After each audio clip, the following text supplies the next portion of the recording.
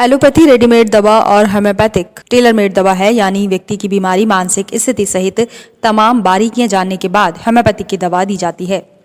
लगभग सभी बीमारियों के 80% मरीजों को होम्योपैथिक इलाज से ठीक किया जा सकता है, परंतु वर्तमान में दोनों साइंस को जोड़ने की आवश्यकता है। मरीजों के हित में जहां जिसका लाभ ठीक हो वहीं उपयोग में लाई जानी चाहिए। इंटीग्रेटेड मेडिसिन का जमाना है, जिसे बढ़ावा देने के लिए भारत सरकार ने आयुष मिनिस्ट्री का गठन किया है। होटल रेडिसन में आयोजित Indian institute of homeopathic physicians की एक दिवसीय कार्यशाला में लुधियाना के डॉक्टर मुक्तेंद्र ने कहा कि एलोपैथिक में बीमारी को कंट्रोल किया जाता है, जबकि होम्योपैथिक में इसका जड़ से इलाज किया जाता है और कोई साइड इफेक्ट भी नहीं होते।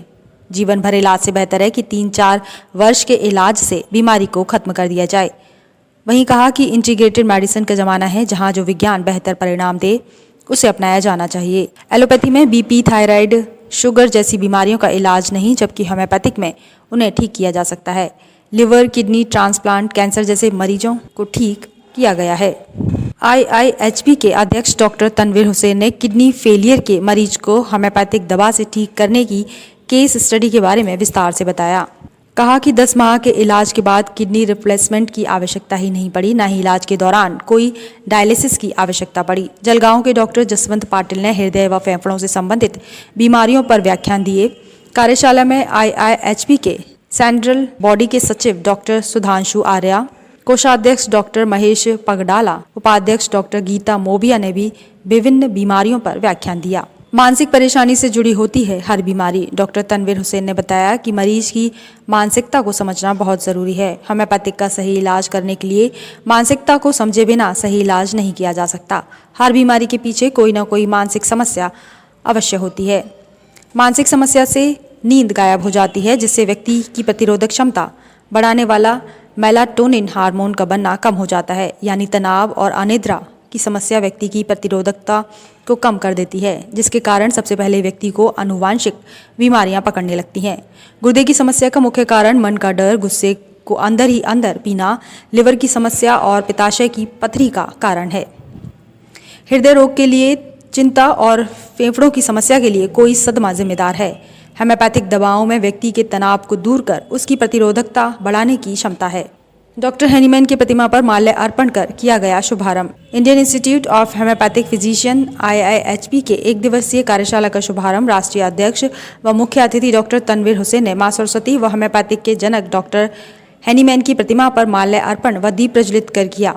इस अवसर पर उन्होंने मौजूद विशेषज्ञों व विद्यार्थियों से कहा कि इस बात पर विचार करें कि हमने होम्योपैथिक को क्या दिया। सफल कार्यशाला के लिए उन्होंने स्थानीय आयोजन समिति को शुभकामनाएं दी। आयोजन सचिव डॉक्टर राजेंद्र सिंह ने अतिथियों का स्वागत करते हुए बताया कि कार्यशाला में कानपुर, अलीगढ़, ग्वालियर, गोरखपुर के होम्योपैथिक मेडिकल कॉलेज के 100 से अधिक विद्यार्थियों सहित 300 से अधिक प्रतिनिधियों ने भाग लिया।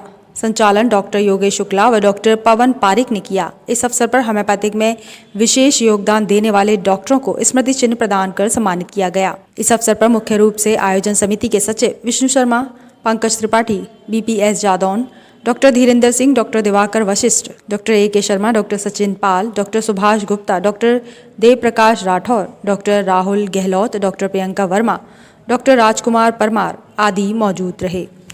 तो यहाँ पे आगरा में जो आज प्रोग्राम हो रहा है, स्टेट सेमिनार हो रहा है, इसके अंदर अलग अलग स्टेट्स ऑफ इंडिया से लोग आए हुए हैं, जिसमें अलग अलग लोगों ने अलग अलग विषय पे बात की है।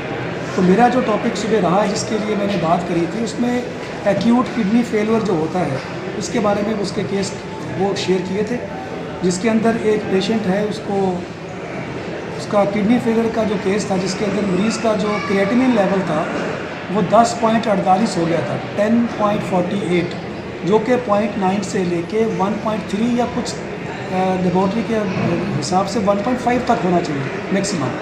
तो ये जो लड़का है 32 इयर्स का पंजाब का, तो इसका क्रिएटिनिन लेवल जो है वो 10.48। हमने अपने आप को वहाँ पर कन्वर्ट किया है, वहाँ पर एजुकेशन BHMS किया है, कार्डियोलॉजी सेंटर अपना पूरा वहाँ पर स्थिति पूरा है। इसी तरीके से डॉक्टर मुक्तेंद्र सिंह ये IIHP के नेशनल बॉडी के साइंटिफिक कमेटी के चेयरमैन भी हैं और आज हमारे कॉन्फ्रेंस के स्पीकर भी हैं। इनका बेसिकली जो शोध है बच्चों पर होम्योपैथी का क्या प्रभाव होता है, बच्चों के लिए कितनी कारगर होम्योपैथी हो सकती है, इसका उनका सोच था। तीसरे डॉक्टर तनवीर हुसैन हैं, जो IAHP नेशनल प्रेसिडेंट भी हैं। इनका जो मेन शोध है वो मानसिक लक्षणों के आधार पर होम्योपैथी दवाइयों का सिलेक्शन कैसे किया जाता है इस पर। बाकी डॉक्टर प्रवीण विवेक पांडे जी और डॉक्टर खुशबू गुप्ता जी, उनने भी अपने अपने शोध प्रस्तुत किए हैं। और हमारी आज की कॉन्फ्रेंस बहुत ही सफल होगी। तो खोला देखा तो एक दवा थी, वो दवा में जो R-सायोट करके दवा थी 200 की, बोला कि 200 की पावर देने का, वो कैसे देते, कैसे रहती, कहाँ मिलती, कुछ नहीं पता था।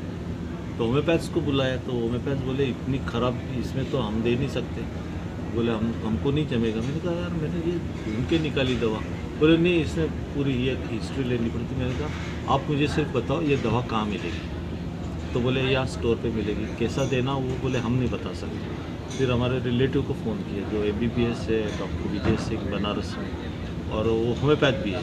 तो बोले तुम एक काम करो, उसको एक ग्लास कप पानी में डालो, थोड़ा घोलो और 1 चम्मच पिला दो। मैंने कहा बस उससे हो जाएगा। तो बोले तुम्हारे घर सही है तो हो जाएगी, नहीं तो कुछ नहीं होगा। तो ठीक है, हमने दिया और देखा कि 24 घंटे में वो स्टेबलाइज हो गई। तो मैं कहा कि यार ये तो काम कर रही है, इतना ज़्यादा पानी इतना काम करता है, विश्वास नहीं हो रहा था।